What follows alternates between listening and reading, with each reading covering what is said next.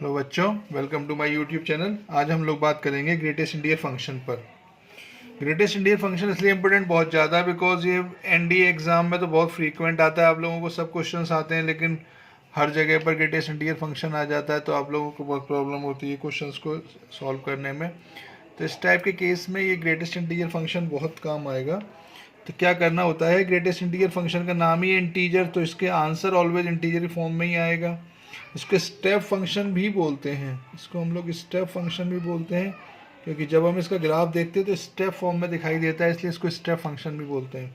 होता क्या है, F X equals to greatest integer of X, box of X, इसे बॉक्स बोलते हैं। तो ये जो बॉक्स जो क्लोज्ड ब्रैकेट टाइप से दिखाई देता है, इस बॉक्स का ही जो अगर दिखाई दे, लेकिन यहाँ पर इस बॉक्स से कुछ नहीं होता जब तक कि उसमें लिखा ना हो कि this box represent greatest integer function, then हम इसको ग्रेटेस्ट इंटीजर फॉर्म की तरह से ट्रीट करते हैं।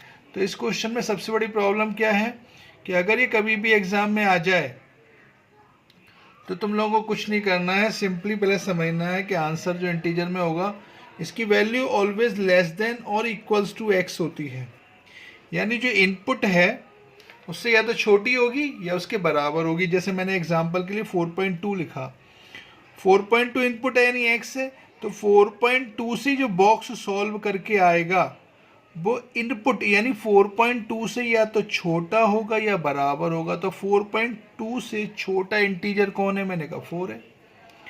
ग्रेटेस्ट का मतलब हम लोगों को लीस्ट लेना है, यहाँ पे उल्टा होता है, यहाँ पे लीस्ट इंटीजर फंक्शन और होता है जो एग्जाम आप लोगों के सिलेबस में उतना काम नहीं आता है, तो उस पर बात नहीं करेंगे। लेकिन यहाँ पर अगर मैं बात करूँ, इसको ध्यान से देखें, तो यहाँ पर हमें उल्टा लेना होता है। ग्रेटेस्ट का मतलब छोटा लो और लीस्ट में बड़ा लो, उल्टा चलते हैं। तो 4.2 से इनको स्पेशल फंक्शन भी कहा जाता है। स्पेशल फंक्शन टोटल 5 होते हैं, जिसमें सबसे पहला होता है मॉड्यूलस, दूसरा होता है सिग्नम, तीसरा होता है ग्रेटेस्ट, चौथा होता है लीस्ट और पांचवा होता है फ्रैक्शनल पार्ट ऑफ एक्स। ये 5 फंक्शंस स्पेशल फंक्शंस इसलिए कहे गए हैं क्योंकि इनकी डेफिनेशंस अपने आप में कुछ अलग ही है। जैसे कि मॉड्यूलस फंक्शन में इनपुट हम जब भी देंगे तो आउटपुट पॉजिटिव आएगा, हालांकि उसका एक लॉजिक भी है। लेकिन ग्रेटेस्ट इंटीजर फंक्शन की वैल्यू अगर हम देखें तो इसकी वैल्यू ऑलवेज छोटी ही आएगी, इंटीजर फॉर्म में ही आएगी। तो चूंकि डिफाइन किया हुआ है तो इसमें कोई बेसिक इसके लिए कोई खास लॉजिक हमारे पास नहीं है। तो कुछ चीज़ें इसीलिए इनको कुछ फंक्शंस को नाम दिया गया है स्पेशल फंक्शन।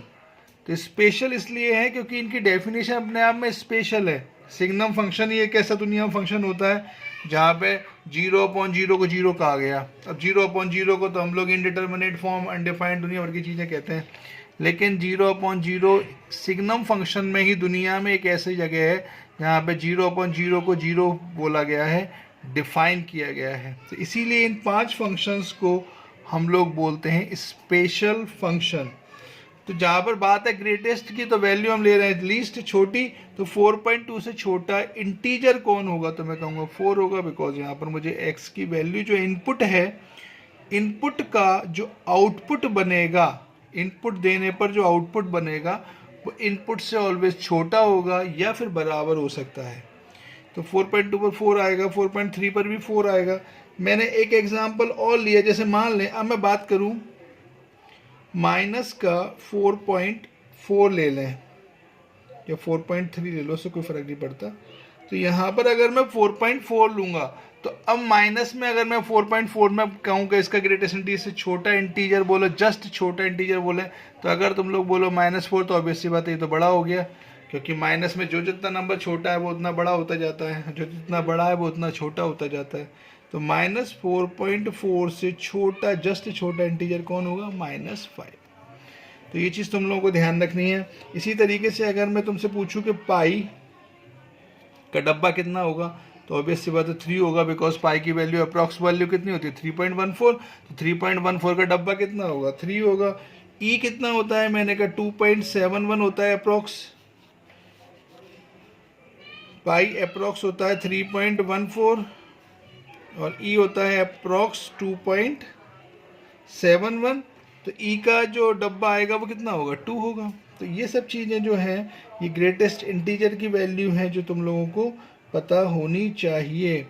अगर मैं पाई स्क्वायर को देखूं, ये बहुत काम आने वाली टर्म है पाई स्क्वायर। तो पाई स्क्वायर का अगर मैं ग्रेटेस्ट डब्बा देखूंगा तो कितना होगा, पाई स्क्वायर अप्रोक्स हो गया 3.14 का स्क्वायर। 3.14 का square means 9 point something, 9 point something हुआ तो इसका डब्बा कितना होगा, 9 होगा। ये तुम लोगों को ध्यान रखना है। तो ये छोटी छोटी चीज़ें हैं। माइनस पाई स्क्वायर अगर मैं बात करूँ इसका डब्बा कितना आएगा, तो इसका डब्बा -10 आएगा, बिकॉज ये -9 समथिंग।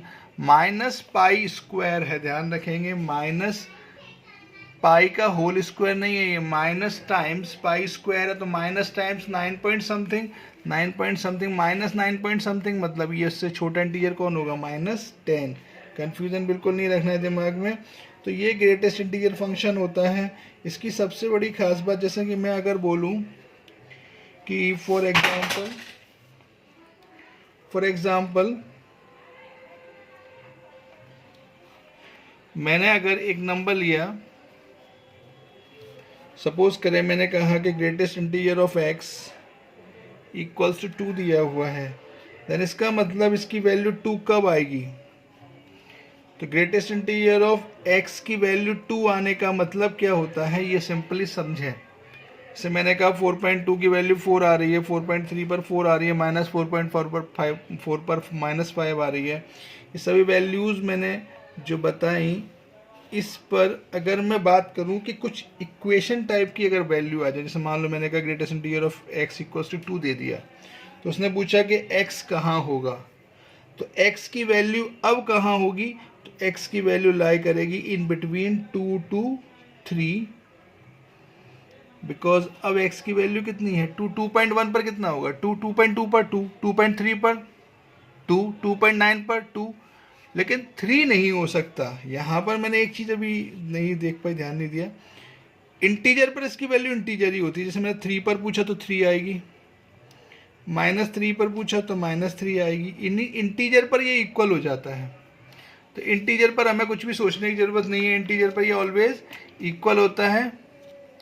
सिर्फ ये इक्वल वाला जो साइन बना हुआ है, जो किसके लिए है, जब यहाँ पर इनपुट इंटीजर हो, यानी कि जैसे मैंने 3 वहाँ -3 का, -4 का, -100 का, -100 पर कितना होगा, -100, +100 पर कितना होगा, +100, यानी इंटीजर पर ऑलवेज ही इंटीजर ही देता है। तो जैसे मैंने कहा greatest integer of x equals to 2 है, तो इसका मतलब इसकी वैल्यू कहाँ से कहाँ तक रही होगी, तो x is lying in between 2 to 3, but 3 exclude होगा, बिकॉज 3 होते ही इसकी वैल्यू 3 हो जाएगी। तो ये चीज़ ध्यान रखनी है। जैसे मैंने कहा, फिर से देखें, मैंने कहा greatest integer of x equals to, मैं ले लूँ 7, देन इसकी वैल्यू कहाँ से कहाँ तक जाएगी, 7 से 8 तक होगी, बिकॉज 8, 7.1 7, 7.2 7, 7.3 7, 7.4 7, 7.9 7। तो ये चीज़ आप लोगों को पता होनी चाहिए। अगर मैंने यहाँ पर लिखा -4, अब इसकी वैल्यू कहाँ से कहाँ तक जाएगी, तो ये अब होगी -4 से, अब हम रिवर्स चलेंगे, ध्यान रखेंगे ये माइनस में है, अब ये माइनस में है तो रिवर्स में चलेंगे, तो ये होगा -4 से कहाँ तक जाएंगे हम लोग, -3, ये इक्वल नहीं होगा, -3 तक, ये ध्यान रखेंगे।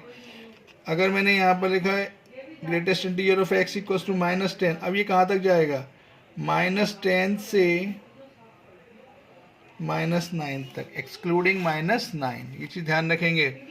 तो ये छोटी छोटी चीज़ें हैं जिन पर आप लोगों को ध्यान रखना है। ग्रेटेस्ट इंटीजर ऑफ x की वैल्यू किस तरीके से निकालते हैं, तो ग्रेटेस्ट इंटीजर फंक्शन के बारे में आप लोगों को इस बारे में पता होना चाहिए। ये छोटी छोटी चीज़ें जो हम लोगों को अक्सर ग्रेटेस्ट इंटीजर में फंसा देती हैं।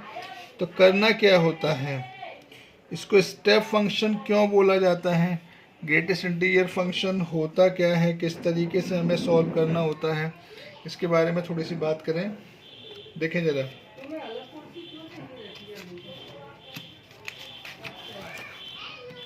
ग्रेटेस्ट इंटीजर है ऑफ x का जो फंक्शन है, इसके अगर मैं ग्राफ के बारे में बात करूं,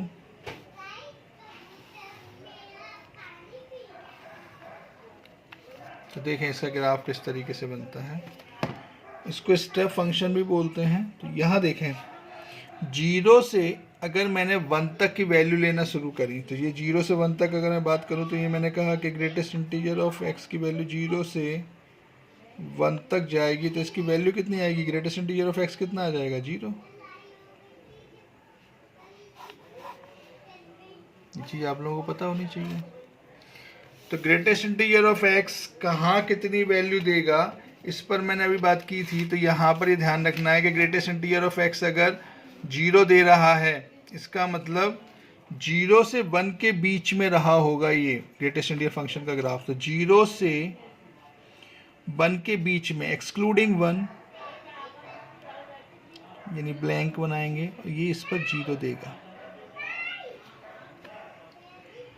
इसकी खासियत होती है ये जंप करता है, जैसे ये डिसकंटिन्यूअस हो जाता है। जंप करने का मतलब ये डिसकंटिन्यूअस हो जाता है। तो जैसे ये 1 पर आएगा, 1 पर आते ही ये जंप कर जाएगा, और ये अब ये 1 से 2 तक 1 को इंक्लूड करेगा, 2 को एक्सक्लूड करेगा। फिर ये 2 पर जाएगा, जैसे ये 2 पर जाएगा ये जंप करेगा 2 से 3 तक, ये 2 को इंक्लूड करेगा, 3 को एक्सक्लूड करेगा। इसी तरीके से अगर मैं इसकी बात देखूं ध्यान से, तो अगर मैं यहाँ पर इसको बनाने की कोशिश करूँ तो कुछ मुझे इस तरीके से स्टेप दिखाई देते हैं, इसीलिए इसको स्टेप फंक्शन भी बोला जाता है। ये ऑलवेज देखें इंटीजर पर डिसकंटिन्यूअस होता है। जैसे 1 पर पहुंचा जंप कर गया, 2 पर पहुंचा जंप कर गया, नीचे आएगा। Similar for negative values. तो ये क्या होता है कि जितने भी इंटीजर्स होते हैं उन पर ये ऑलवेज डिसकंटिन्यूअस होता है।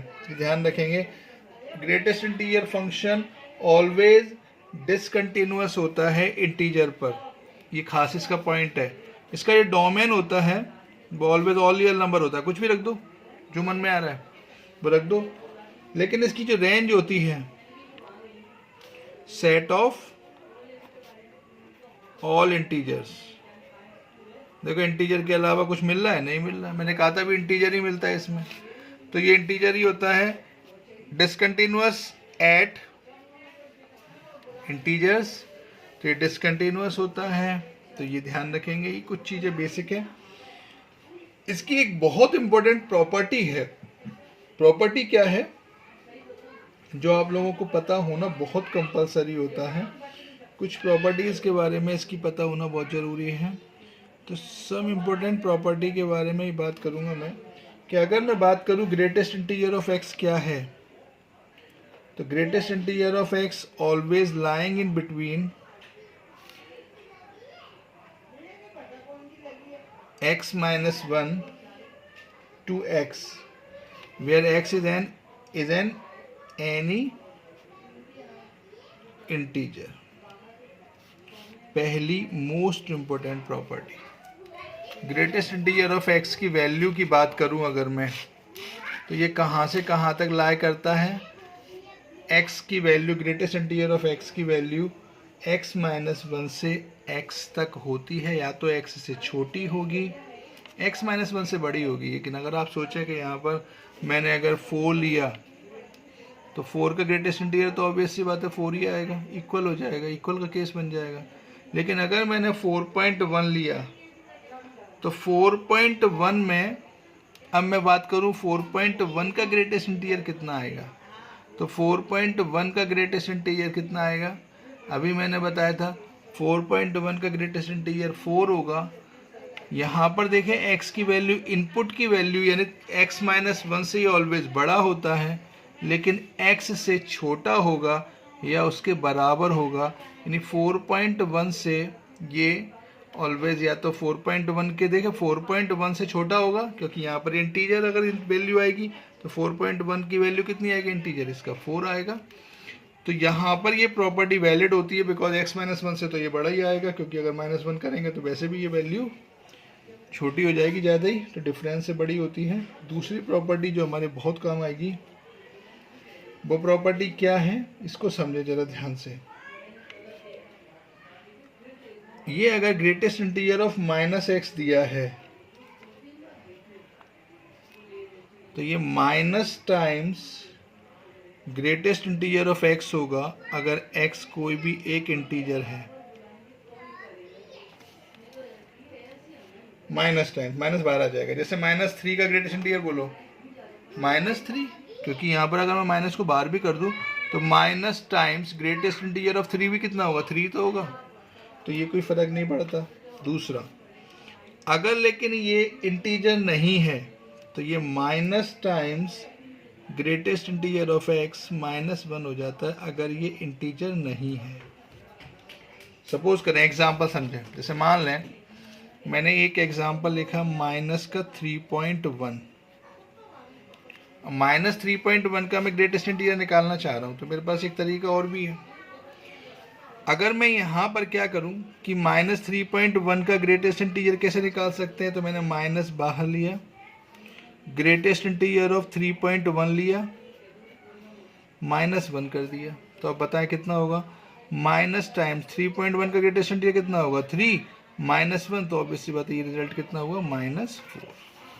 तो एक तरीका ये भी होता है कि इस प्रॉपर्टी को हम लोग लगा सकते हैं, जो बहुत ज़्यादा काम आएगा, फ्रीक्वेंट यूज़ होने वाली प्रॉपर्टी है ये, तो इसको बहुत अच्छे से कर लेना है, हम लोगों को ध्यान रखेंगे इस प्रॉपर्टी को। एक प्रॉपर्टी मैं और समझाना चाह रहा हूँ, यहीं पे समझा देता हूँ,